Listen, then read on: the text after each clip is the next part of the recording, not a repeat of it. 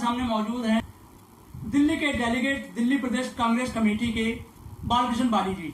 आज हम बात करेंगे बालकृष्ण बाली जी से कि आपका त्रिलोकपुरी विधानसभा में और दिल्ली की कांग्रेस कमेटी के अंदर क्या क्या भूमिका रही है और आज आप दिल्ली के डेलीगेट्स भी हैं। बालकृष्ण बाली जी, बताइए आपका क्या भूमिका रहेगी दिल्ली के आगे आने वाले कार्यक्रम में। नमस्कार सर, जो आजकल चल रहा है, सबसे पहले तो ये कोरोना चल रहा है। कोरोना की महामारी से पूरी त्रिलोकपुरी में, पूरी दिल्ली में क्या पूरे भारत में लोग परेशान हैं। त्राही त्राही मची हुई है। कोई भी सरकार इस तरफ ध्यान नहीं दे रही है।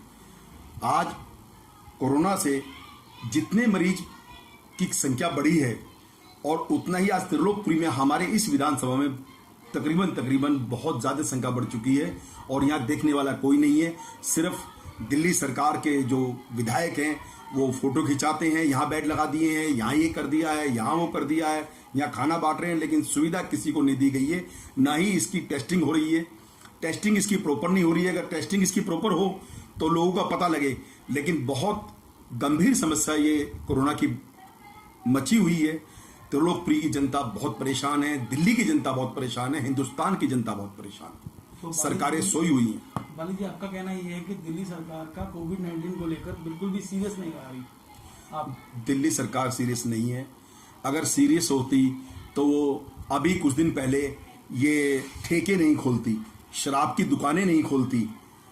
शराब की दुकानें खुलने से बहुत ज़्यादा भीड़ लगी, लाइनें लगी और उसके बाद उन्होंने बसें चालू कर दी, लॉकडाउन खोल दिया, तो बहुत ज़्यादा दिक्कतें हुई। जब मरीज कम थे तब बड़ा सख्ती से लॉकडाउन लगाया गया और उसके बाद जैसे मरीज बढ़ते गए तो उसको खोलते गए और जब संख्या बहुत ज़्यादा हो गई तो बिल्कुल ही खोल दिया। तो ये आत्मनिर्भर, ठीक है, जनता आत्मनिर्भर है और जनता रहेगी, लेकिन ऐसा भी नहीं करना चाहिए कि आप बिल्कुल ही जनता के ऊपर छोड़ दो। आपका कोई दायित्व ही नहीं है। दिल्ली सरकार अपने दायित्व में फेल हो गई है। अपने हर कदम पे कोरोना के मामले में बिल्कुल फेल है। आज उसकी मोहल्ला क्लिनिक कहाँ है? एक बार केजरीवाल जी ने कहा था कि दिल्ली में जो भी रोड पर एक्सीडेंट होगा, इन्होंने अनाउंस किया था और उसको लागू भी किया था, जो एक्सीडेंट होगा उसको दिल्ली के किसी भी प्राइवेट अस्पताल में आप जाके भर्ती कराइए, दिल्ली सरकार पैसा देगी।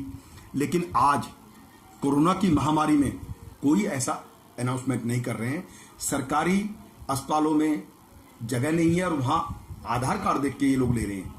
मरीजों की बहुत दुर्गति हो रखी है।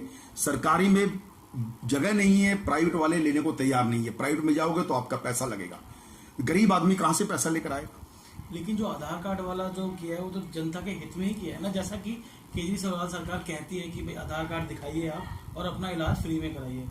तो जैसे कि आप देखा होगा, शादी का सीजन भी है तो उसमें शादियां होती हैं, बाहर से भी शादियां होती हैं, बहू बेटियां बाहर से भी आती हैं।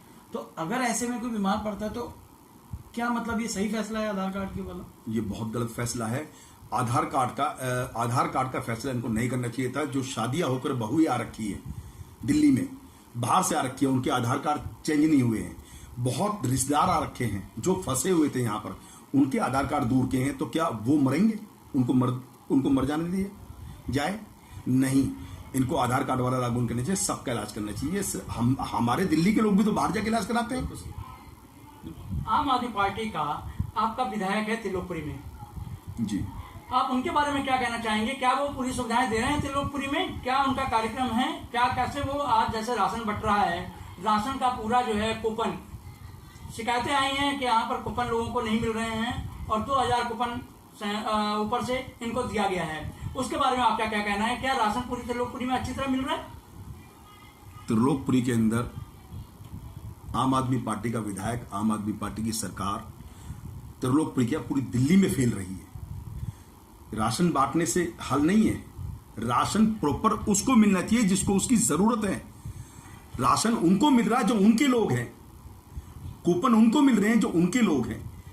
गरीब आदमी को राशन नहीं मिल रहा, एक किराएदार को राशन नहीं मिल रहा। अगर राशन सबको मिलता, सब अच्छी तरह खाते, तो आज इतने सारे लोग वहां मजदूर अपने प्रदेश को क्यों जाते? सुविधा बिल्कुल नहीं दी गई है। सुविधा, कोई सुविधा नहीं है। हमारा विधायक फोटो खिंचाता है, यहाँ बेड लगा दिया गया फला होटल में, फला में यहाँ पर बेड लगा दिया गया कोरोना के। लेकिन आप एक बात बताइए, कोरोना के लिए बेड लगा दिया गया है तो फिर कोरोना के लोग आज भी त्रिलोकपुरी में घर में हैं। जो कोरोना के मरीज है वो घर में ही क्वारंटाइन कर रखे हैं। वहां बेड पे क्यों नहीं ले जाया जा रहा उनको? ये सब दिखावा है, कुछ नहीं है। सोशल मीडिया पे फोटो डाल रहे हैं, हम ये कर रहे हैं, ये कर रहे हैं, वो कुछ नहीं हो रहा। अभी स्कूलों में खाना बांटा इन लोगों ने, आप पूछिए जनता से कैसा खाना था। इससे अच्छा तो वो मिड डे मील मिलता था बच्चों को, उससे भी बदतर खाना था ये। हाँ, ये तो हमने भी देखा कि उस दौरान कांग्रेस ने भी एक रसोई का निर्माण किया था जिसमें लोगों ने खाना भी खाया था। लोगों ने खाना। हाँ, ये तो बात ठीक है, लेकिन उसमें विधायक का भी कोई सपोर्ट रहा आपको, जैसे कि आप भला काम कर रहे थे देश मतलब जनता के लिए? कांग्रेस ने अपने दम पर लगाई। कांग्रेस कभी सत्ता के लालच में नहीं रही है। कांग्रेस के कार्यकर्ताओं ने कांग्रेस ने अपने दम पर काम किया। हमारे दिल्ली प्रदेश के अध्यक्ष चौधरी अनिल कुमार जी ने सबको आदेश दिए, सबसे हर वर्कर को, हर कार्यकर्ता को कहा गया कि भी आप अपने अपने एरिया में अपनी अपनी जनता का ख्याल रखें और उनके बीच में जाए। उनको जो किसी को भोजन चाहिए उनको भोजन दीजिए, जरूरतमंद जो लोग हैं उनकी जरूरतें पूरी कीजिए। तो कांग्रेस के लोगों ने रसोई लगाई, राशन भी बांटा, मास्क भी बांटे और सैनिटाइजर भी करवाया है। आज मेरे एरिया में 11 ब्लॉक के अंदर एक डेथ हो गई कोरोना के मरीज की। उसके बच्चे, उसकी वाइफ विधायक के पास गई, आम आदमी के विधायक ने उसके घर को या उस गली को अभी तक सैनिटाइज नहीं करवाया है। वो गली सैनिटाइज नहीं हो रही है। लेकिन आम आदमी पार्टी तो दावा करती है कि जगह जगह सैनिटाइजर के मतलब इक्विपमेंट लगा रखे हैं कि आप जाइए सैनिटाइज करिए और आगे बढ़िए, ऐसा कुछ? मेरा सबके यहाँ बोर्ड लगे हुए हैं। आज तक मेरी गली सैनिटाइज नहीं हुई, मैंने खुद करी थी अभी कुछ दिन पीछे। सरकारी कोई सुविधा नहीं हो रही है, सिर्फ जबानी वादे और जो जबान से बोल दिया जाता है कि हमने ये कर दिया, हम वो कर दिए। जो केजरीवाल जी करते हैं, जो माहिर है, झूठ बोलकर सत्ता में आ गए और आप आज भी झूठ बोल रहे हैं। तो ये इनकी फितरत है, ये इससे बाज नहीं आएंगे। लेकिन इसी के बीच में एक हमारे यहाँ पे दिल्ली के अंदर एमसीडी भी है, आप जानते होंगे जी। एमसीडी में बीजेपी का शासन है, तो जैसे एमसीडी के हॉस्पिटल भी हैं, स्कूल्स भी हैं, तो उन एमसीडी ने क्या किया है मतलब कोविड को लेकर इस बार, जिसे आपने देखा होगा जनता के बीच में? एमसीडी का कार्य सराहनीय रहा या मतलब वहां पर भी कुछ अच्छा? एमसीडी हाँ, जैसा कि आप दिल्ली के अंदर 2 सरकारें चलती हैं, एक तो सेंटर और ये आपकी केजरीवाल सरकार जो भी स्टेट में। इसके साथ साथ एक एमसीडी का भी कार्य बहुत रहता है यहाँ पर, जो कि हर जगह, और जहां तक हमें मालूम है कि एमसीडी में अभी बीजेपी शासित है, तो वहां पर कार्य सराहनीय रहा मतलब बीजेपी सेंटर में होने के बावजूद, मतलब जैसे होना चाहिए। तो आपका उसके बारे में क्या कहना, थोड़ा सा उसमें भी कहना? एमसीडी तो बहुत निकम्मा डिपार्टमेंट है, बहुत ही बेकार डिपार्टमेंट है। इस वक्त सैनिटाइजिंग का जो जिम्मा है वो एमसीडी का है, जो नहीं हो रहा। अभी मैंने आपको बताया हमारे यहाँ कोरोना के मरीज हैं कुछ, उन गलियों को भी नहीं किया गया है। एमसीडी बिल्कुल नाकाम है। एमसीडी कहीं नजर भी नहीं आ रही है पूरी दिल्ली के अंदर। आप कहीं देख रहे हैं एमसीडी को कि एमसीडी कहीं कुछ कर रही है? ये एमसीडी दिल्ली में साफ सफाई तो ढंग से कर नहीं पाती। रोहित महरोलिया जी पहले वो निगम पार्षद थे, तब भी बदतर ये स्थिति थी यहाँ की, आज भी बदतर स्थिति है। सिर्फ ये है कि एमसीडी एक बीजेपी की उसमें सत्ता है, लेकिन उन्होंने कभी काम नहीं किया। लेकिन हमें ये समझ नहीं आ रहा कि मालूम नहीं लोग क्यों, क्योंकि लोग वहां तक जाते नहीं है। लोग ज्यादातर ध्यान रखते हैं दिल्ली सरकार का। दिल्ली की हमारी आदरणीय मुख्यमंत्री थी शीला दीक्षित जी, उन्होंने दिल्ली में इतना विकास किया, बहुत विकास किया।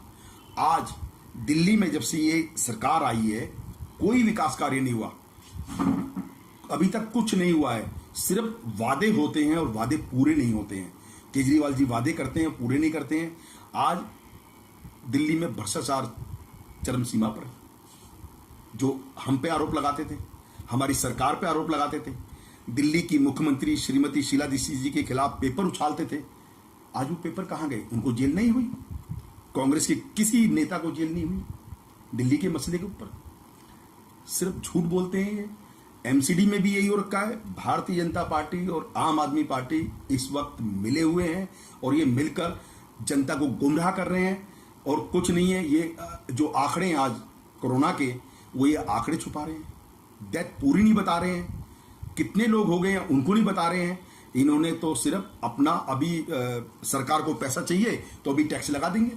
अभी इन्होंने पेट्रोल डीजल को इतना आगे बढ़ा दिया है, इतना उसका दाम बढ़ा दिए हैं। अगर ये चाहें शराब के दाम इन्होंने बढ़ाए, बाद में वापस लिए, तो पेट्रोल डीजल के दाम क्यों नहीं ये लोग वापस लेते? पेट्रोल डीजल के दाम बढ़ा रहे हैं। आज दुनिया लोगों पे काम धंधा नहीं है, व्यापारियों के काम खत्म हो गए हैं, दुकानें बंद हो गई हैं, सैलरियाँ टाइम पर नहीं दे रहे हैं। गवर्नमेंट का हर एमसीडी में जितने सफाई कर्मचारी हैं उनके लिए क्या सुविधा है? कोई सुविधा नहीं है।